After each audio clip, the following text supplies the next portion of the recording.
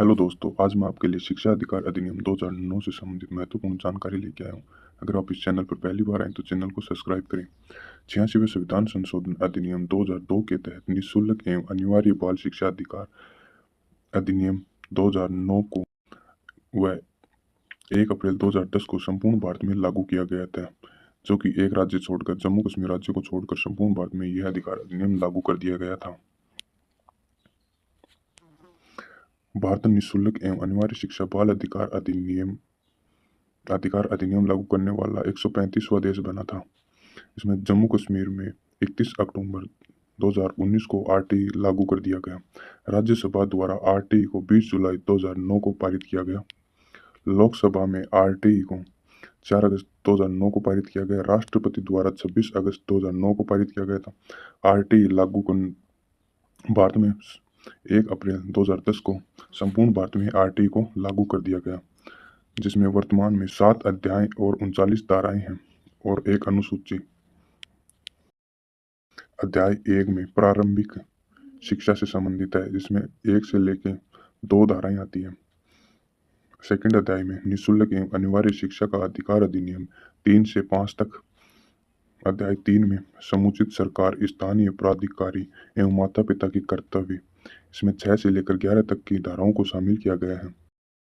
अध्याय 4 में विद्यालय एवं शिक्षकों के उत्तरदायित्व, 12 से लेकर 28 तक की धाराओं को शामिल किया गया है। अध्याय 5 में प्रारंभिक शिक्षा का पाठ्यक्रम एवं उसको पूरा किया जाना चाहिए, इसमें 29 से लेकर 30 तक की धाराओं को शामिल किया गया है। अध्याय 6 में बालकों के अधिकारों का संरक्षण करना, इसमें 31 से लेकर 34 तक की धाराओं को शामिल किया गया। 7वें अध्याय में प्रकरण या अन्य मुख्य बातों को शामिल किया गया, इसमें 35 से लेकर 39 तक की धाराओं को शामिल किया गया। सबसे पहले हमारा जो अध्याय आता है 1 नंबर, उसमें धाराओं 1 नंबर धारा, उसका संक्षिप्त नाम है विस्तार एवं प्रारंभिक शिक्षा।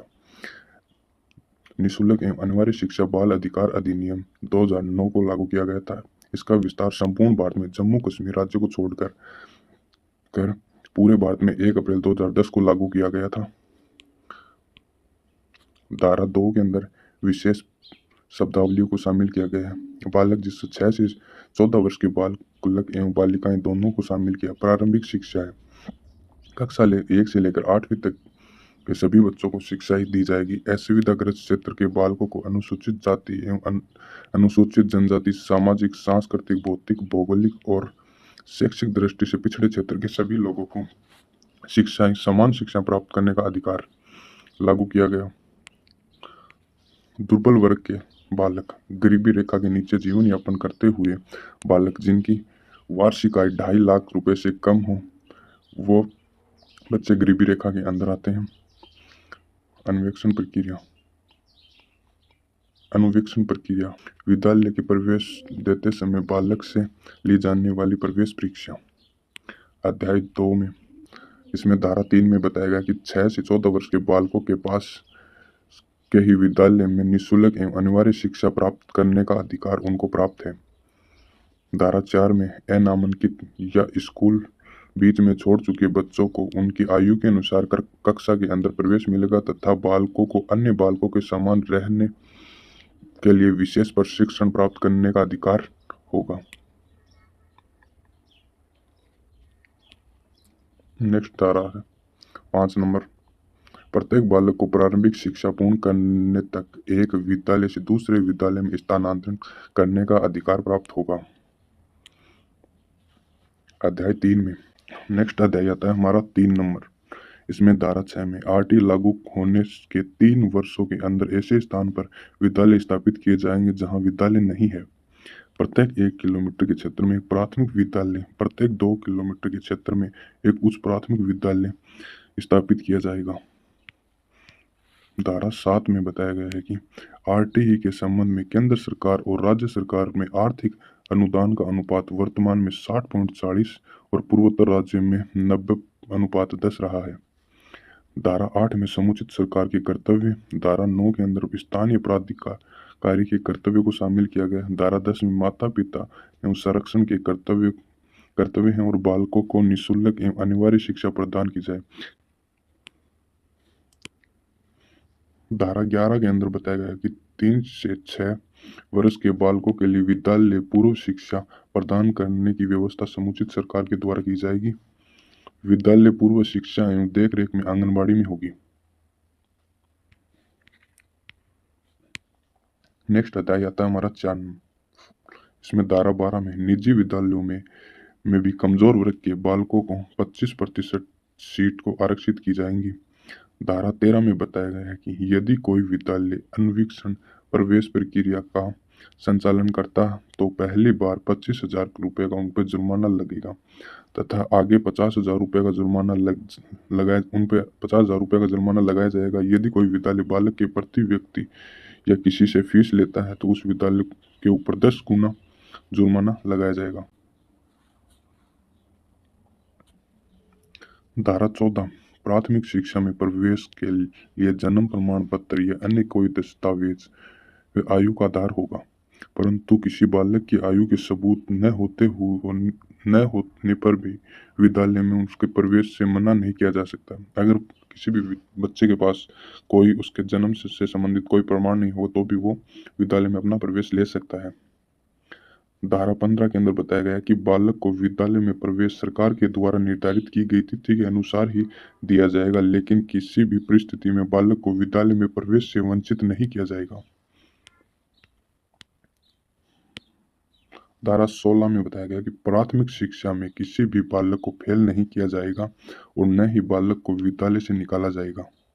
नोट: निःशुल्क और अनिवार्य बाल शिक्षा का संशोधन विधेयक 2019 को संबंध डिटेंशन पॉलिसी से है, अर्थात बालक को प्राथमिक शिक्षा में फेल किया जा सकता है या उसे कक्षा में भी रोका जा सकता है।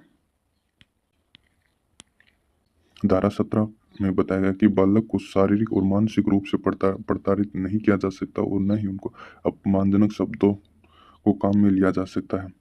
धारा 18 में बताया गया कि विद्यालय सरकार की मान्यता के बिना संचालित या स्थापित नहीं किया जाएगा। उल्लंघन करने पर 1 लाख रुपए का जुर्माना, निरंतर उल्लंघन प्रतिदिन 10,000 रुपए का जुर्माना उन पर लगेगा।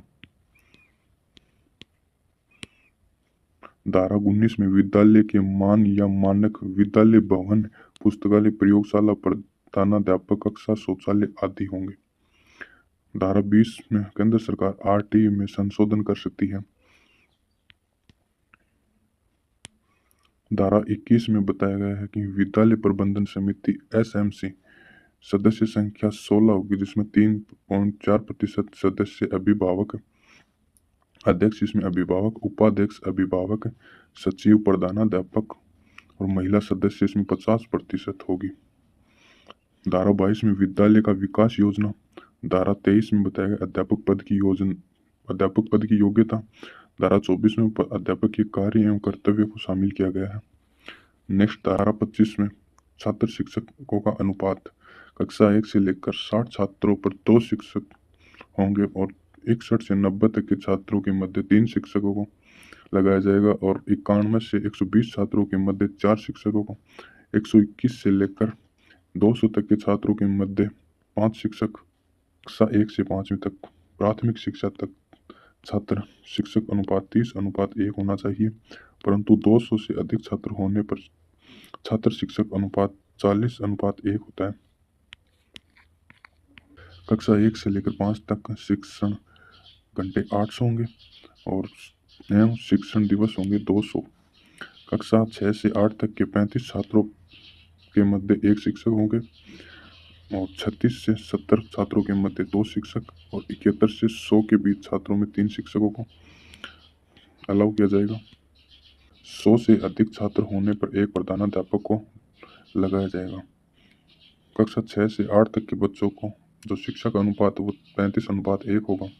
कक्षा 6 से 8 तक शिक्षण घंटे 1000 और शिक्षक दिवस 220, शिक्षण दिवस होंगे वो 220।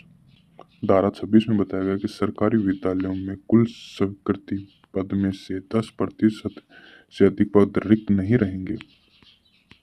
धारा 27 में बताया गया कि अध्यापकों को जनगणना, आपदा या प्रबंधन एवं चुनावों के अलावा किसी भी अन्य कार्य में नहीं लगाया जाएगा। धारा 28 में सरकारी अध्यापक निजी शिक्षण प्रक्रिया प्राइवेट ट्यूशन में भाग नहीं ले सकता। नेक्स्ट हमारा अध्याय आता है 5 नंबर। इसमें धारा 29 में पाठ्यक्रम एवं मूल्यांकन प्रक्रिया को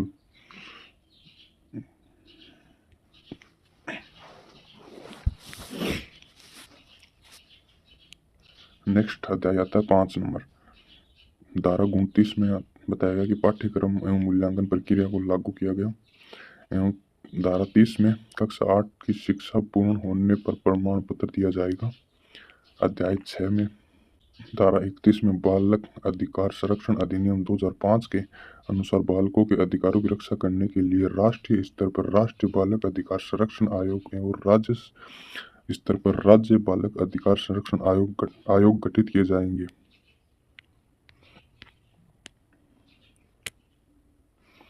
धारा 32 में बालकों के अधिकार संबंधित शिकायत का निवारण स्थानीय प्राधिकारी को 3 माह के भीतर करना होगा। धारा 33 में राष्ट्रीय सलाहकार परिषद का गठन किया जाएगा। धारा 34 में राज्य सलाहकार परिषद का गठन किया जाएगा। नेक्स्ट अध्याय आता है हमारा 7। हमारी सबसे अंत की जो अध्याय है वो 7 नंबर अध्याय आता है। इसमें धारा 35 है केंद्र सरकार द्वारा राज्य सरकार एवं स्थानीय प्राधिकारी को इस अधिनियम को लागू करने के लिए निर्देश दिए जाएंगे। धारा 36 में अभियोजन की पूर्ण मंजूरी दी जाएगी। धारा 37 में सद्भावपूर्वक की गई कार्यवाही के लिए संरक्षण की मांग की जाएगी। धारा 38 में समुचित सरकार की नियम बनाने की शक्ति। धारा 39 में कठिनाइयों को दूर करने की केंद्र सरकार की शक्तियों को लागू किया जाएगा।